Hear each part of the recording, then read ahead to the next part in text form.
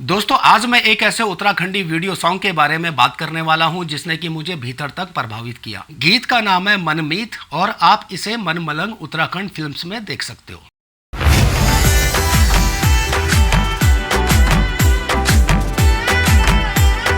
आजकल हमारे Uttarakhandi music industry में जितने भी गाने बन रहे हैं ना, उनमें से अधिकांश एक तरह के ही होते हैं। हीरो हीरोइन, खूबसूरत लोकेशन, कुछ रोमांटिक शॉट्स, बस कभी कभी ऐसा लगता है यार कि एक ही फॉर्मूले को बार बार दोहराया जा रहा है। हाँ, बीच बीच में कुछ अलग और बेहतरीन गीत भी आते हैं, लेकिन उनकी संख्या अभी भी बहुत कम है। लेकिन हाल ही में मुझे ये गीत देखने को मिला जिसने मुझे विश्वास दिलाया कि हमारी म्यूजिक इंडस्ट्री आगे बढ़ रही है और अब वो केवल गानों तक सीमित नहीं है बल्कि सिनेमाई भाषा भी सीख रही है। सच कहूं तो इस गीत ने मुझे मंत्रमुग्ध कर दिया। ये गीत सिर्फ सुनने में सुंदर नहीं लगता है, बल्कि इसका वीडियो देखकर सबसे ज्यादा मुझे जिस बात की खुशी हुई कि अब उत्तराखंड में भी विश्व स्तरीय सोच के वीडियो सॉन्ग्स बनाए जाने लगे हैं, जहां पर हर फ्रेम कुछ कहता है, हर दृश्य का एक उद्देश्य है, हर छोटा सा पल कहानी को आगे बढ़ाता है। अब सबसे पहले बात कर लेते हैं इस गीत से जुड़े कलाकारों की। इस गीत को अपनी खूबसूरत आवाज दी है संदीप सोनू और माया उपाध्याय ने। संगीत और कंपोजिशन नितेश बिष्ट का है।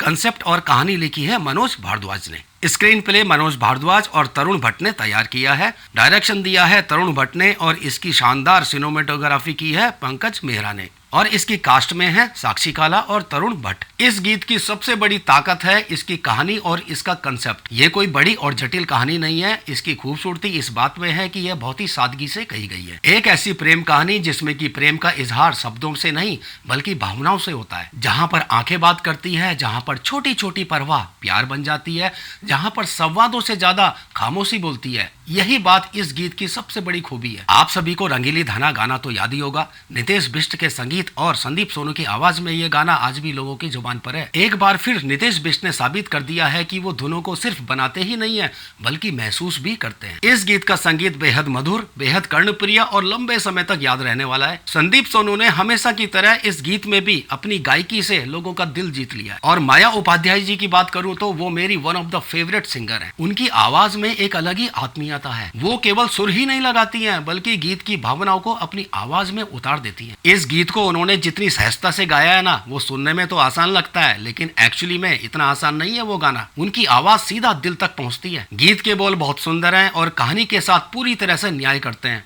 मनमीत बनी जा, मेरी प्रीत बनी जा, मनमीत बनी जा, मेरी प्रीत बनी जा, मैं निभू न रूलो ऐसी रीत बनी जा। अब बात करता हूँ इस गाने के सबसे बड़े स्ट्रॉन्ग पॉइंट की, वो है इसकी डिटेलिंग। आजकल हम जैसे बात करते हैं कि यार वो फला फिल्म में कितनी अच्छी डिटेलिंग है, वो फला फिल्म में बहुत अच्छा डिटेलिंग में लिखा गया सीन है, उसी तरह से इस वीडियो सॉन्ग में भी उसी तरह से डिटेलिंग में लिखे गए सीन है जिसे कि देखना एक सुखद अनुभव होता है। इसमें एक सीन है कि नायक चाय की दुकान में बैठा है और अखबार पढ़ रहा है, विज्ञापन देख रहा है नौकरी वाले। कैमरा कुछ सेकंड के लिए अखबार पर फोकस करता है जहां पर UKSSSC की भर्ती का विज्ञापन छपा है। नायक उस विज्ञापन के ऊपर पेन से एक गोला बना देता है। हो सकता है कि ये छोटा सा दृश्य कई लोगों की नजरों से निकल भी जाए, लेकिन राइटर ने इसको ऐसे ही नहीं रखा है, उसका कुछ मीनिंग है। एक्चुअली नायिका नायक की इस बात को नोटिस कर लेती है और नेक्स्ट टाइम जब वो नायक चाय पीने आता है दुकान में, अखबार उठाता है तो उसमें पहले से ही